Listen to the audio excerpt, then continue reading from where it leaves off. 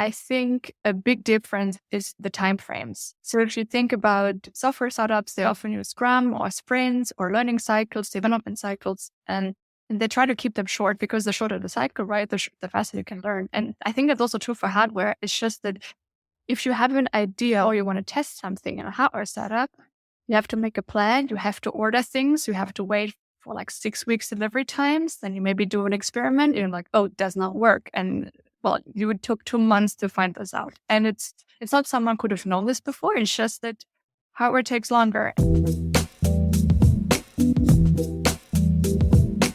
Hi everyone, and welcome to Grow Deep. I'm your host, Michel Gagnon. We talk to pretty awesome business builders who are designing disruptive and meaningful companies. Hi everyone, today we talk about climate tech with Carla Glassel.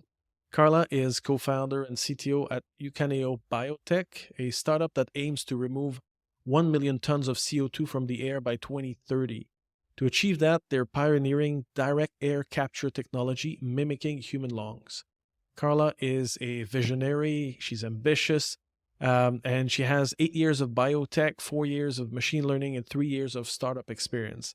She initiated 10 plus research projects during her studies and is driven to harness technology to create a bright future. So, Carla, welcome to the show. How are you? Hello, welcome. Yes, I'm very good. Thank you for inviting me. To make sure we start on the right foot, I think we should cover the basics, and it'd be great if you could explain to us a little bit what carbon removal is. Yeah, I love the question. I'm happy to dive in. So carbon removal means to remove CO2 from the atmosphere. So take out CO2 from the atmosphere that we currently breathe. And this can be done in many different ways. And the most important part is that it's not from a point source, so not from a flue gas stream, but really the air we breathe. And then it can be used, for example, for storage. So really removing it for thousands of years.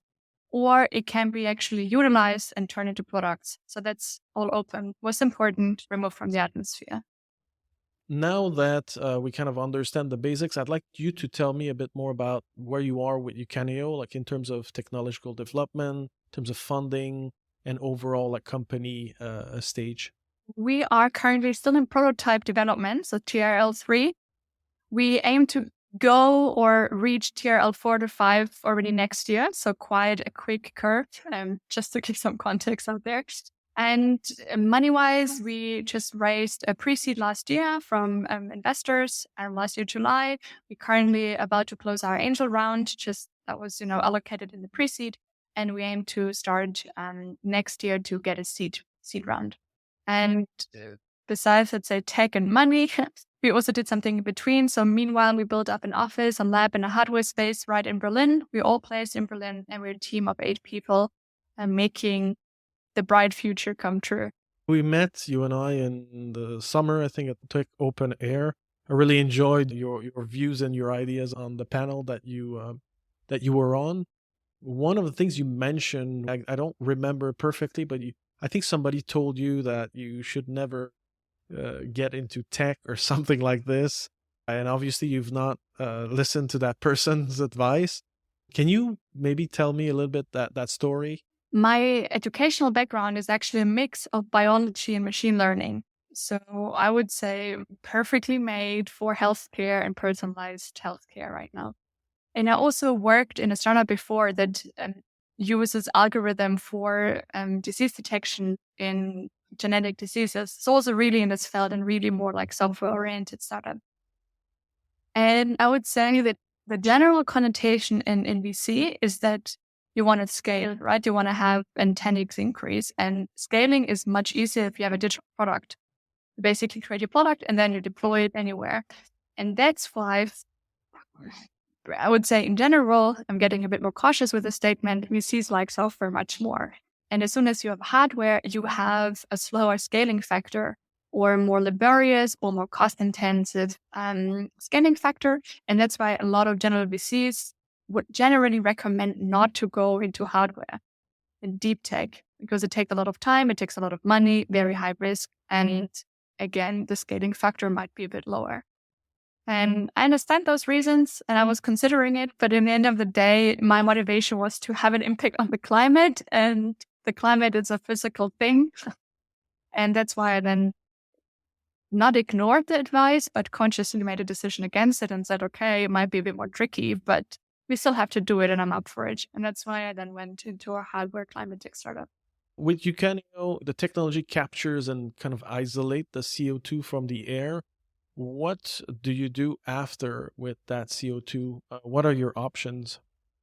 That's a good question. So there are actually a manifold of options to utilize or to do anything with the CO2.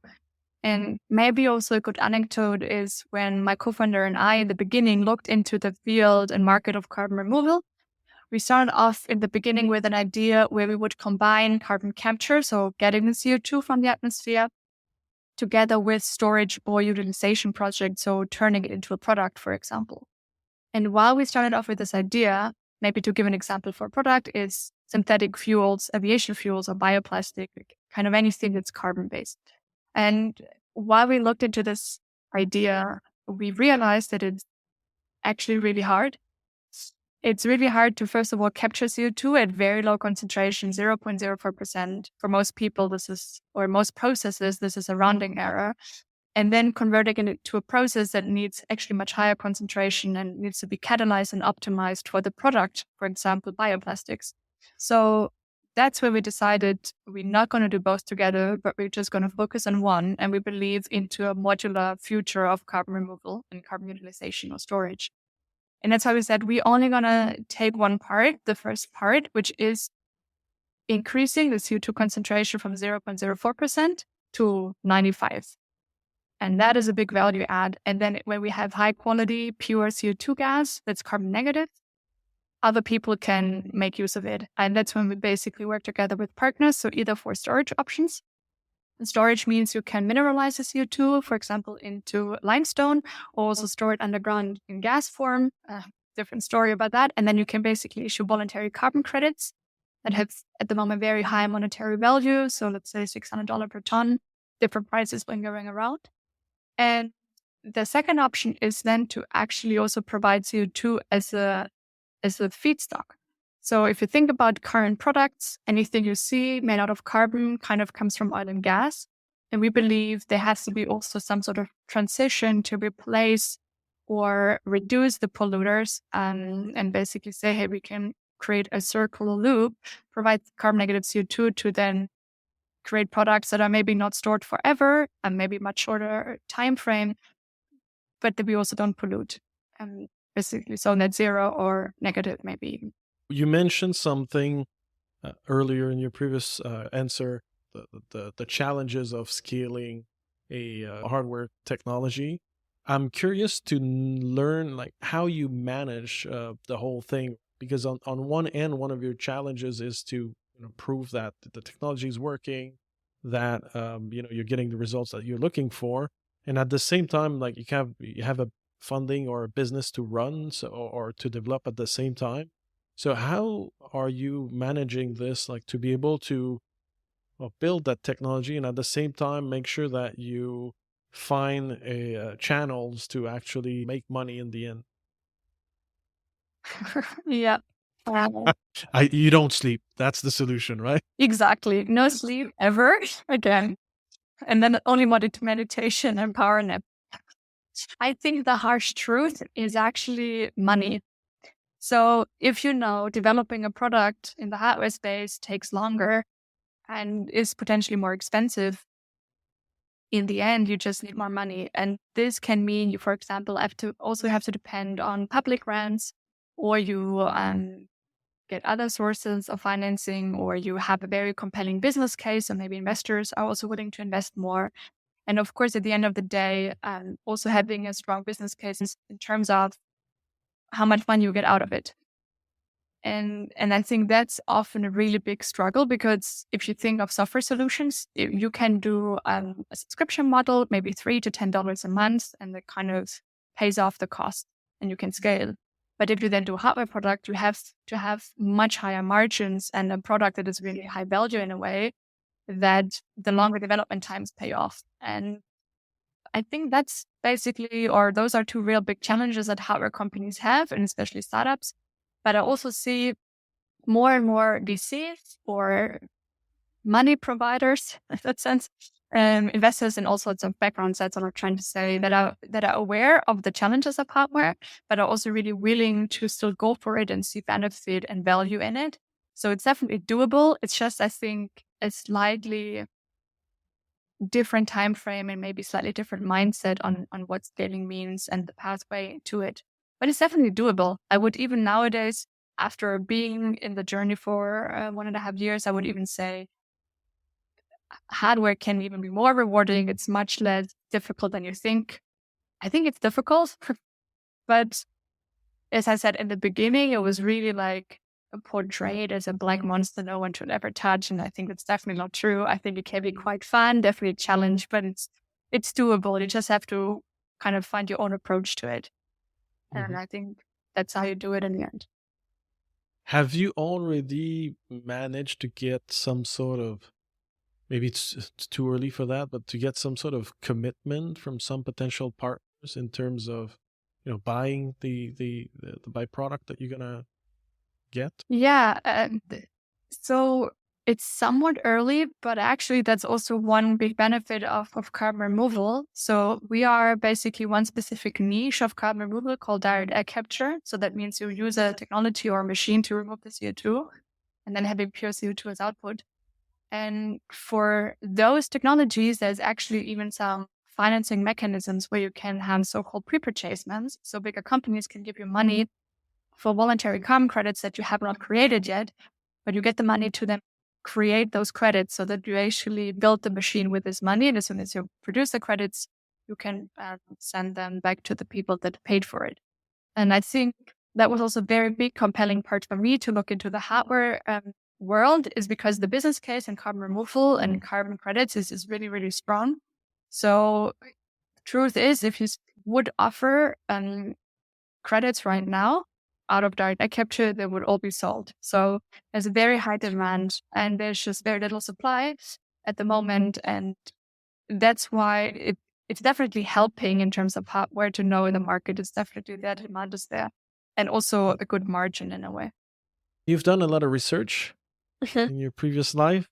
I'm curious to learn about, like, you've talked about meditation and power naps, but how do you feel? Like, how do you like the co-founder and CTO life compared to what you've done before?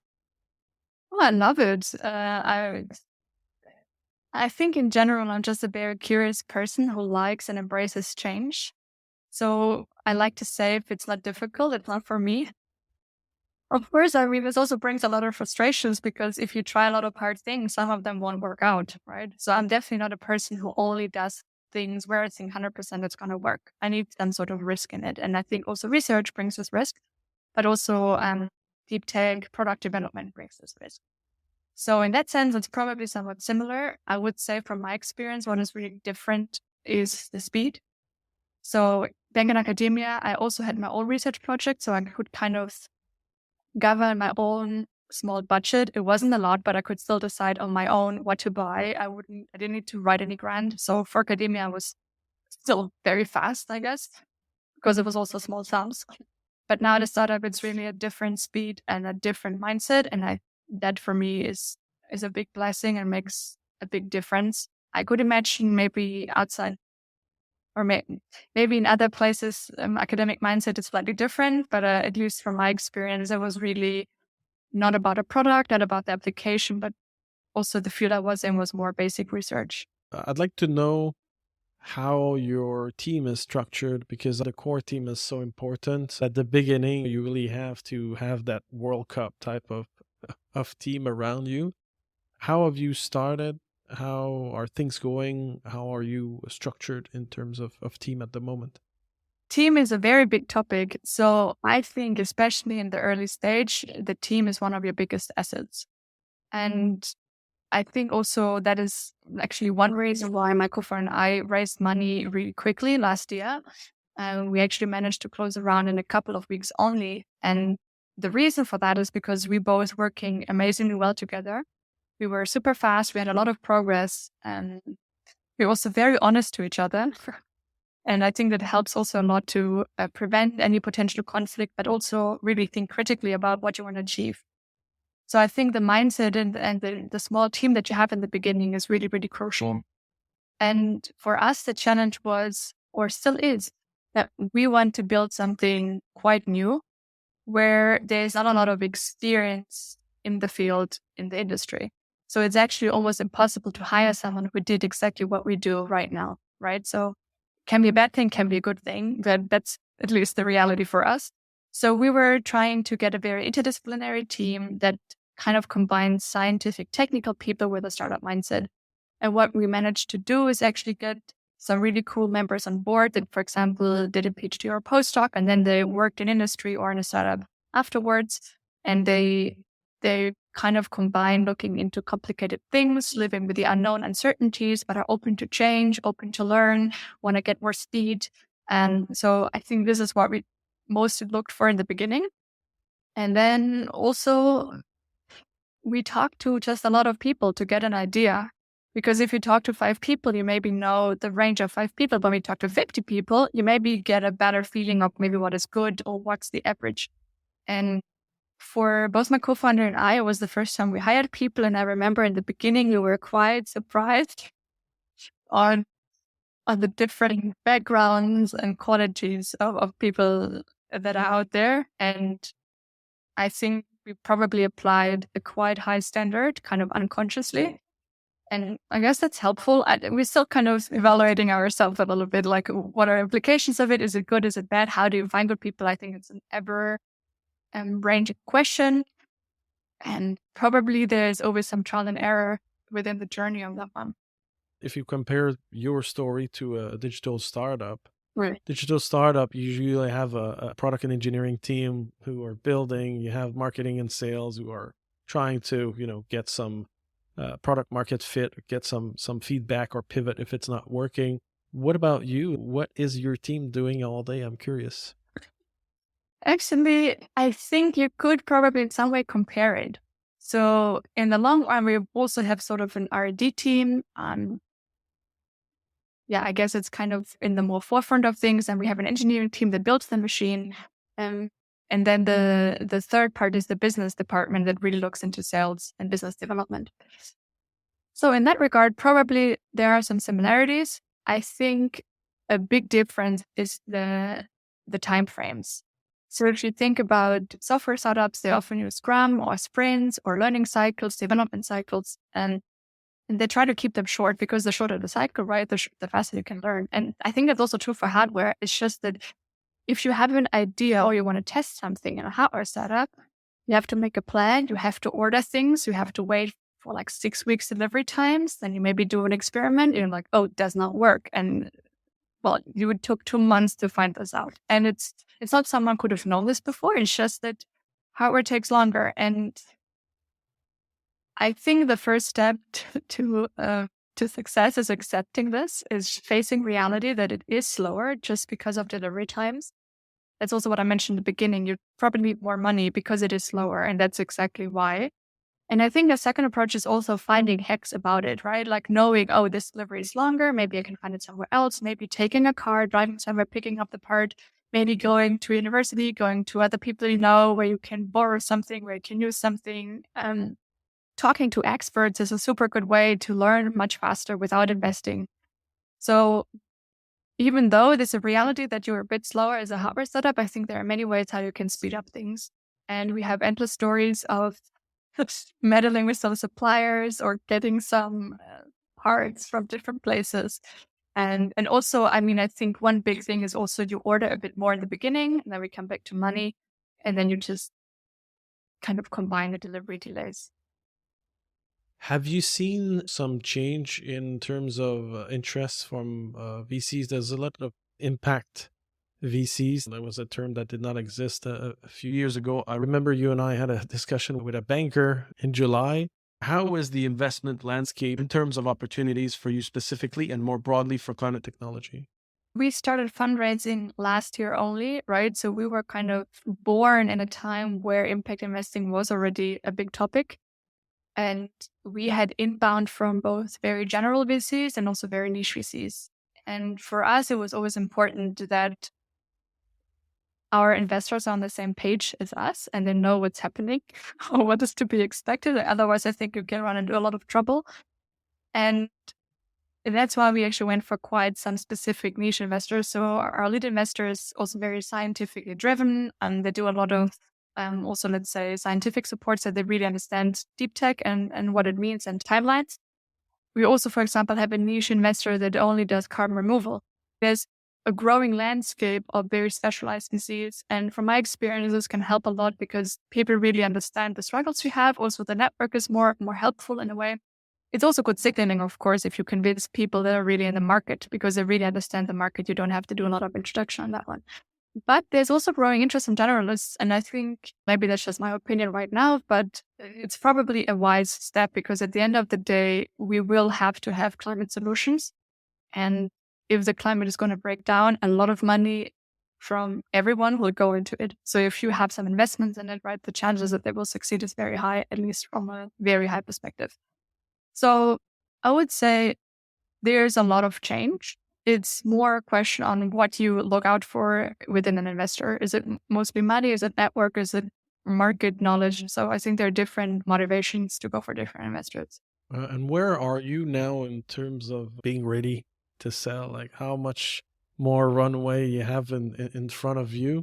So that's my first question, because I'd like you to talk a bit more about the technology and maybe how it compares to others.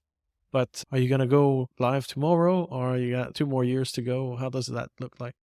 You're hitting a nerve in my body because I'm a very impatient person and I would love to be on the market tomorrow. That's like my biggest dream. But that's not the case. So we currently still building our prototype, and this is important to understand the process. So sort of like a little sneak peek on why we're different is we really work with validated equipment that's available on the market where we have existing supply chains. But in order to make them cost and energy efficient, we have to really tweak the process around it. So until the end of the year, we want to build data generators, how we call them, to really understand optimal operating parameters for the process. And then until end of next year, we want to build a full closed prototype, so a machine that can run end to end. And depending on the size it will turn out to be, we can actually put this on a location. So in theory, if we're quite optimistic, which I tend to be, end of next year, we can have a plant outside running. And then to go really like commercialization, really out on the market, we want to build container units. So a bit of a bigger plant. And this we plan to have to ready by 25, 26, something around that. Of course, also monitoring becomes then more relevant. So there's also some legislation involved, so which normally slows things down a bit. But let's say by 28, we have a container running outside that is energy and cost efficient. And this is the moment when we actually start scaling, because what we're going to do in parallel while we develop our container is thinking about a production line of the container. So for us, it's really, or what we really believe is we can only reach a significant scale of carbon removal if we think about a production line. And the production line brings two benefits. So the one benefit is you can already produce your units that you can place, right? So you can create revenue, you can remove carbon. And the second benefit is because it's a modular production line, almost like a car manufacturer. You can also change some different materials within the process. So while you basically have your production line running, you maybe find some ways to optimize it in terms of materials. You can fairly easy ship out a second generation, for example. So you can, in the long run, become like you basically have a very fast learning cycle in terms of transferring like optimizations in the lab into the production line and the containers outside in the field. And that's a very big benefit compared to very large oil and gas plants that need years of planning, years of building. And if something you want to change, you need another like big amount of years to do that and implement it. So that's roughly the timeline. So soon basically we have one container, we plan to have a production line, and then we can plop them out hourly, daily, gotta see how fast. Forgive my ignorance, and maybe it's because you work on this every day, but while you were explaining, I was trying to visualize that container and what does it do. But is this one part of the container is kind of a vacuum, like, taking air out? And then in a previous interview, I heard you say you have a magical machine that does its thing, and then the output it's still CO2 in gas form? How does that work? I'm happy to dive deeper into the process. That's true. We often use the term magical machine. It's just a bit easier from a concept, but I'm happy to dive into the magic of it. So we will start off. So once you exactly started off, is like we will have a big portion of fans or some of air in sucking modules in the container, Hmm. where we basically mix the air with our liquid solvent. So we have an aqueous solution where CO2 converts into bicarbonate. And bicarbonate is basically the same as CO2. You just plop a proton, like an H chemical formula, you just plop it on there basically. Hmm. And with that reaction, it becomes charged. And that's a very big difference in chemistry because CO2, you can think about it as a lonely cat. It doesn't want to interact with anyone and wants to do its own thing, and it's happy that way. And as soon as it turns into a charged ion, it really becomes interested and torn to other things, and it can be moved and it can be concentrated, for example. So the key step is in the second step where the CO2 is converted to bicarbonate. And then we have an electric field and a membrane, basically electrochemistry, where the ion is then transported across the membrane. And this transportation is basically our concentration step where the CO2 becomes very, very much concentrated. And the last step is probably the smallest unit, is a little membrane contactor where basically liquid sees air again, or vacuum in this case, and the CO2 is released as gas. If I understand correctly, you'll then be able to use the modularity and flexibility of your, let's call it, container approach to serve different clients and use cases. Is that the idea? Exactly. So we're planning to go for containers, and this is mostly to optimize CapEx and OpEx, actually. And the second benefit of containers is that we are also more flexible where we want to place them. So if you think about storage, you want to have them probably larger. But if you think about utilization, we also talk to some people who would be interested in CO2 as a feedstock. They don't need like a real huge oil and gas plant volume CO2 per year, but they're fine with like 1,000 tons, for example. And for them, a module is actually quite interesting or relevant to be placed on site of their production. And what kind of customer would that be? What kind of industries?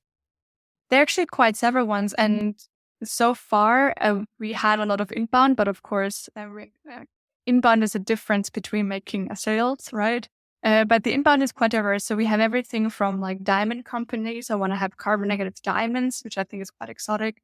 But also, for example, synthetic aviation fuels, they need actually carbon negative CO2. And this is only going to be available through carbon capture.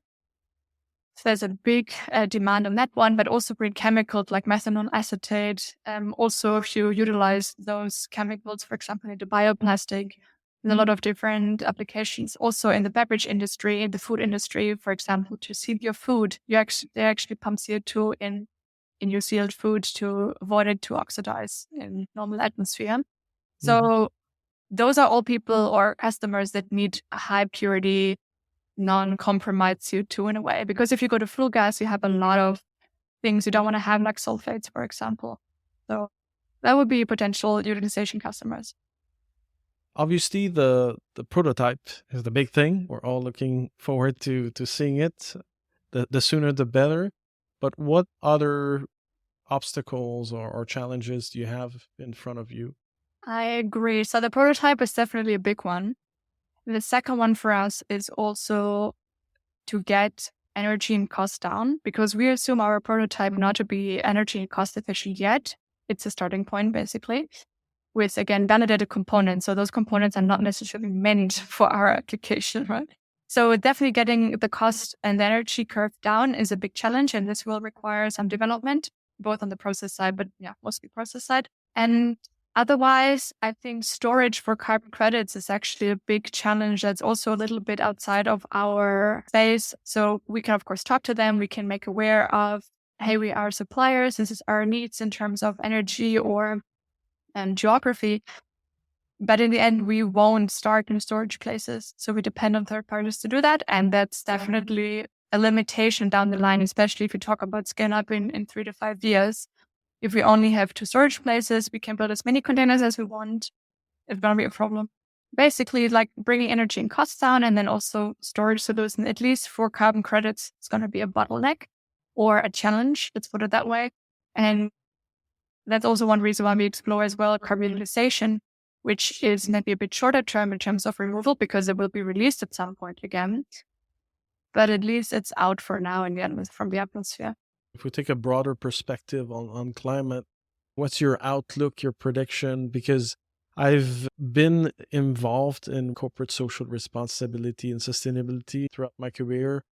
And I've seen a lot of different things, like the good, the bad, and the ugly. There was not so long ago in Germany a bit of a scandal around carbon credits. I know it's a loaded question, but how do you see things? Use your crystal ball and tell me everything. I think loaded questions are always great, right? Like talking about the controversies, I think is where it gets interesting. And of course, as you said, it's a crystal ball, so no one knows for sure what's going to happen. But I think actually adding monetary value to CO2 is a very important step. And I'm really, really grateful that this step has happened. Because I think one big issue of our current capitalistic system is that we take some items or resources without giving it a price. So we're kind of doing fault accounting. And I think that's one of the main issues we have. So I'm really excited that we have at least some sort of accounting system for CO2 or carbon in that sense. And I think it's absolutely normal if you have a big change or a new system that you have hiccups and challenges and different opinions in that whole journey. It would be actually scary if not, because then probably something is swept under the carpet or people don't talk about it. So I think it's good. And this also includes some scandals. And I think there's also, I'm trying to stay open-minded for people that have scandals because I'm also thinking at least they're trying to do something. I mean, maybe it didn't work out and that should not be the case and that should be talked about and discussed, but at least they're trying something. So in my opinion, I think carbon removal or specifically direct air capture actually brings a lot of benefits in terms of credibility because you have pure CO2 at the end that you can only use once. It's not, for example, like a tree maybe that you can accredit multiple times and it's a bit harder to track. And I think there's not a single perfect solution out there. I think all our solutions have their own pros and cons. And I personally believe not a single solution is equipped to solve the full climate crisis. I think we need many different solutions and leverage the pros that each of those solutions bring. Maybe for direct air capture, it's very low land use, for example, but the con is high energy, right? So I don't think there's a silver bullet for any problem in life. And what I'm trying to do is learn from the scandals that I've seen, try to keep them in mind and try to balance reality and the risk of a scandal. For me personally, it's very important that, or my personal motivation to join Ucaneo, to found Ucaneo, is to remove CO2. So at some point, if this is not given or questioned, that's a problem for me, right? So, but that's all I can say. And maybe other people that were in a scandal had the same personal motivation to begin with. And then, I don't know, things happen.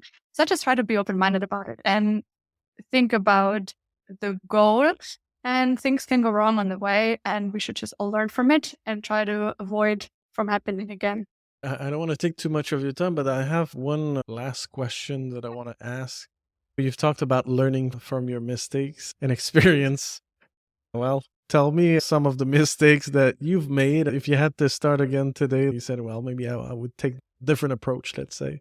I love the questions. I think I've done a lot of mistakes, and I think I have this very good capability of kind of just taking the learning and taking away the bad feeling of frustration. So it's often hard for me to remember exactly what happened or gave me the learning, but I take the learning with me. So I need to think a little bit. But if I would restart, I think that's a bit easier for me to answer how I would do it if I would restart now. So what my co-founder and I did in the beginning a lot was talking to a lot of experts and getting an idea of the space. And I think that's definitely a good one. I would keep that. Getting up to speed very fast and writing things down, structuring your thoughts. I think that's really good.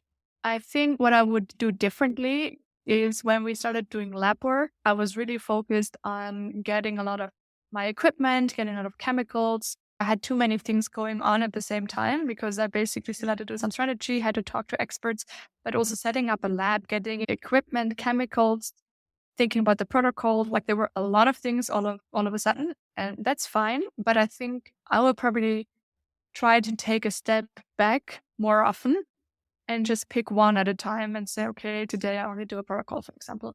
I think it's also something you can always only say in hindsight, to be honest, because at the moment everything feels apart. So that's hard, but I guess that's what I would say. Like sometimes take a step back. If you think you don't have an overview or things happen too fast, then maybe that's true. And then give yourself maybe sometimes just an hour, right, to think about it in a different perspective or take a meditation break.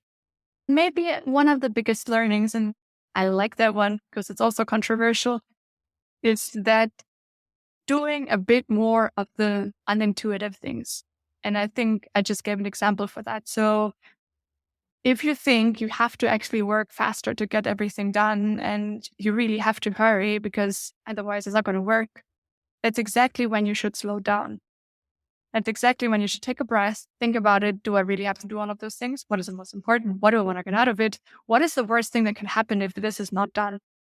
And this is kind of like what I do much more now. And sometimes I also do it, of course, on the weekend because maybe during the week there's not time for it. But I do it and it's really helping massively, both with mental load, but also the actual work capacity and the effectiveness of the work and results.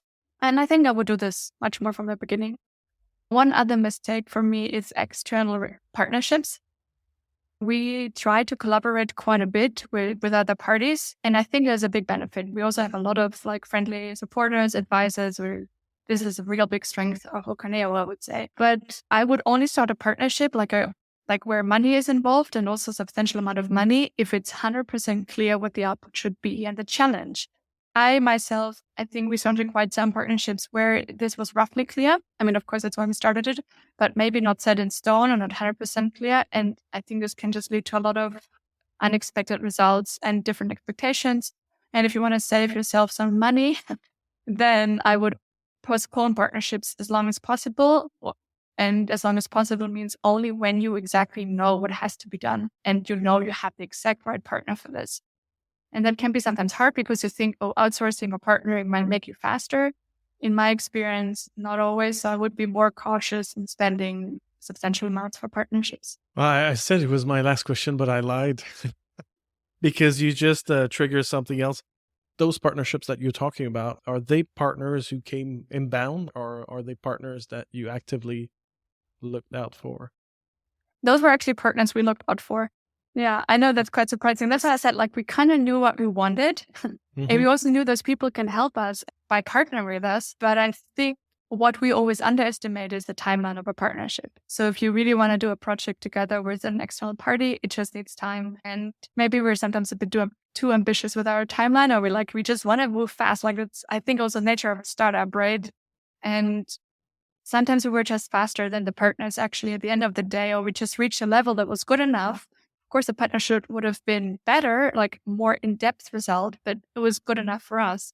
So it was always hard to find partnerships that were defined and fruitful within our pace. And I think that's not to do with the partners we reached out to or anything. It's just, I think, the challenge of an early stage startup, it's difficult for partnerships. I'm very happy that you were open to sharing all of your mistakes. Not everybody likes to do that, but this is where you usually learn the most. Before I let you go, is there anything that I did not ask or any parting words that you want to share with our audience? I would probably give like an advice I also often tell myself.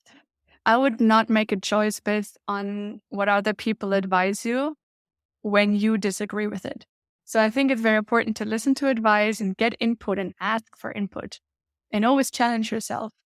But if you get an advice and you feel like, but there's something missing, then keep this mistrust and find out what's missing. And I think this will be often a game changer. And it might be taking some time to find that out, but don't distrust yourself. If you have not 100% clear feeling about something, then dig it up and find it out, clarify. And I think then you are really like well set for the future. And exactly, if you think, why not a hardware startup? Why not a climate tech startup? I think it's a great time now to go into the space. We need more and more solutions, more people in the field. So if anyone is curious about any learnings or maybe don't think too much about it, just try and go and do it. And then you'll see for yourself how it is to build a hardware climate tech startup. Thank you so much, Carla, for your time. Wish you all the best. I hope to see the prototype not by the end of next year, but tomorrow. Let's stay in touch because I'm very interested in seeing how Ucaneo will develop in the coming months and years. Absolutely. Thank you again for having me. It was a pleasure. We'll keep you posted. I'm trying my best to be faster than the deadline we gave ourselves. Thanks again for listening. I hope you enjoyed the show. Make sure you subscribe to the podcast, and as usual, you can find the show notes at stunnenup.com.